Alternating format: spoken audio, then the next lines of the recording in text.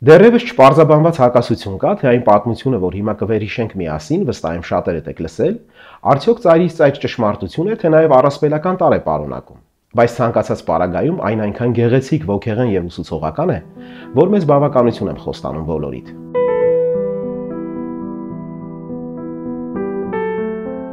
Երբ Լեոնարդո դա Վինչին Միլանի դուքսից ստանում է խորհրդավոր ընթրիքը պատկերելու պատվերը, զարմանալիորեն արագ է կարողանում գտնել Հիսուսի բնորդին։ Քանի որ տեղի եկեղեցական երգչախմբերից մեկում մի հրաշալի երիտասարդ կար, բարետես, բարեկիրթ ու բոլորի կողմից շատ սիրված։ Նա օժտված էր ներքին անսահման ներդաշնակությամբ ու հանդարտությամբ, որ այդքան անհրաժեշտ էր վարպետին իր նկարում արտացոլելու համար։ Անցավ սակայն 3 տարի, կտավն ամբողջությամբ պատրաստ էր գրեթե, բայց մի խնդիր կար։ Այդպես էլ չէր ստացվում գտնել Հուդայի բնորդին, ով իր մեջ կամփոփեր այն դավաճանությունը, նյութապաշտությունն ու անհավատությունը, որ դա Վինչին ցանկանում էր բացահայտել այդ կերպարում։ Եվ ահա մի օր, երբ վարպետն իր աշակերտի հետ այդ նույն փնտրտուքով շրջում էին քաղաքի ծայրամասային էժանագին գինետներում, հանկարծ Արվակի կողքին ցեխոտ ցնցոտիներով մի հարբած մարդու են նկատում, ով առանց պատճառի պարզապես հայհոյում էր, անիծելով սեփական բախտն ու անցորդներին։ Նրանք որոշում են, որ վերջապես գտան ում փնտրում էին, համոզելով բերում են արվեստանոց ու առաջարկում գումարի դիմաց լինել Հուդայի բնորդը։ Մարդը սկսում է լացակումած հեկեկալ ու վեր նայելով ներողություն խնդրել եւ ասում է, որ արդեն եղել է այս արվեստանոցում։ Լեոնարդո դա Վինչին խիստ զարմանում է, թե այդ ինչպես է հնարավոր, որ դու եղել ես այստեղ ու մենք քեզ չենք հիշում։ Ես նա եմ, ում ընդամենը 3 տարի առաջ արժանի համարեցիք ու ընտրեցիք որպես Հիսուս Քրիստոսի բնորդ։ Բայց նման պատվի արժանանալով ամբողջությամբ կորցրի իրականության զգացումը, հպարտացա, մեծամտացա ու գոռոզացա, ու կամաց ինձ լքեցին ոչ միայն ընկերներս ու բարեկամներս, այլ նաև այն շնորհները, առաքինություններն ու արժանինքները, որ այդքան շռայլորեն տրված էին ինձ ի վերուստ։ Ու երբեմնի այդքան արժանավոր մարդը այժմ կանգնած է քո առջև որպես լքված, անօգնական ու անպիտան մեկը։ Հարգելիներս, կդժվարանամ որևէ բան ավելացնել այստեղ, քանզի վստահ եմ ձեզանից յուրաքանչյուրը առավել խորն է ունակ վերապրելու ու վերլուծելու այս պատմության հիմքում դրված ուղերձն ու խորհուրդը։ Բայց փոխարենը մի փոքրիկ պատմություն եւս վերհիշենք, որ ընդամենը մեկ օրինակ է, թե ինչպես է տեղի ունենում մարդու անկումը։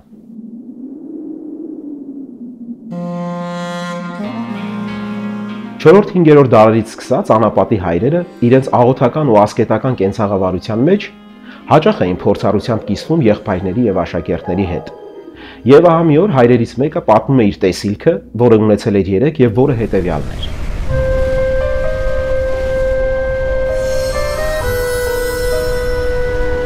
Ամայի մի տարածքում երկաթյա գահին բազմած էր վառ կարմիր հագուստով, կրակից լեզվով ու հուր աչքերով չարքը։ Ու նախատում էր արջևը կանգնած իր ծառաներին։ Նախ դիմում է առաջինին։ Ինչպես կարդարանաս, որ 1 տարի է չես եկել խոնարհվելու քո տիրոջը։ Դևը պատասխանում է. Ես մի գյուղ էի մտել, որտեղ տիրում էր սեր, համերաշխություն, վստահություն, հարգանք, ջերմություն ու անսահման կարեկցանք միմյանց հանդեպ։ Նրանք այնպիսի համերաշխության մեջ էին ապրում, որ չկար մի դուռ, որ նույնիսկ գիշերը կողպված լիներ։ Ամեն օրը տոն էր բնակիչներից յուրաքանչյուրի համար, իսկ եթե մեկը դառնություն ուներ, բոլորը նրա կողքին էին մխիթարանքով ու աջակցությամբ։ 1 տարի պահանջվեց, որպեսզի ես բանսարկությամբ, խաբեություններով ու կեղծիքներով վարակեմ ու բորբոքեմ բոլորի դեմ,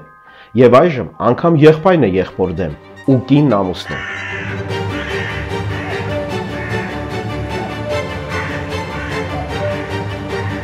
Չարքը մի փոքր առաջանում է գահի վրա, կեցես ասում է, արժանի ես քո տիրոջը, եւ ոչ միայն ներում եմ 1 տարվա բացակայությունդ, այլև պարգևներ կստանաս ինձանից։ Ապա անցնում է երկրորդին։ Դու ինչ կասես, քանզի չես եկել խոնարհվելու տիրոջդ ոչ թե նույնիսկ 1, այլ 3 տարի։ Դևը պատասխանում է. Ես էլ մի վանական համալիր էի գտել, որտեղ վանական եղբայրները ապրում էին այնպիսի համերաշխության մեջ, որ իրենց ամենօրյա պատարակները հանուն աշխարհի ու մարդկության փրկության ու բարօրության լսելի էին բոլոր հրեշտակներին ու անգամ արարչին։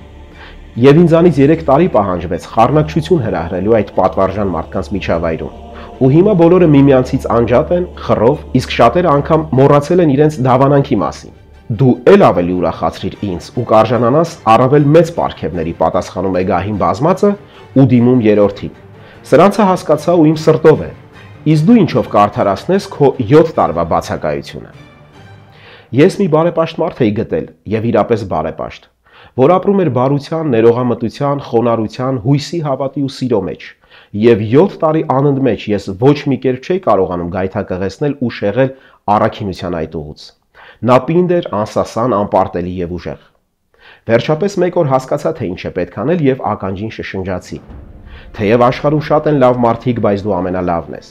Թեև շատերն են առաքինի, բայց դու ամենաառաքինին ես։ Ու թեև շատ են բարեպաշտ մարդիկ, բայց դու ամենաբարեպաշտն ես։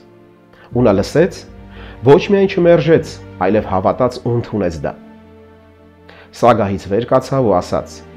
Գործդ այնքան մեծ է, որ արժե անգամ ես խոնարհվեմ քո առաջ, քանզի իսկական բարեպաշտ եւ աստվածահաճո մարդուն իր բարձունքից գցելը մեր գոյության ամենակարևոր իմաստն է։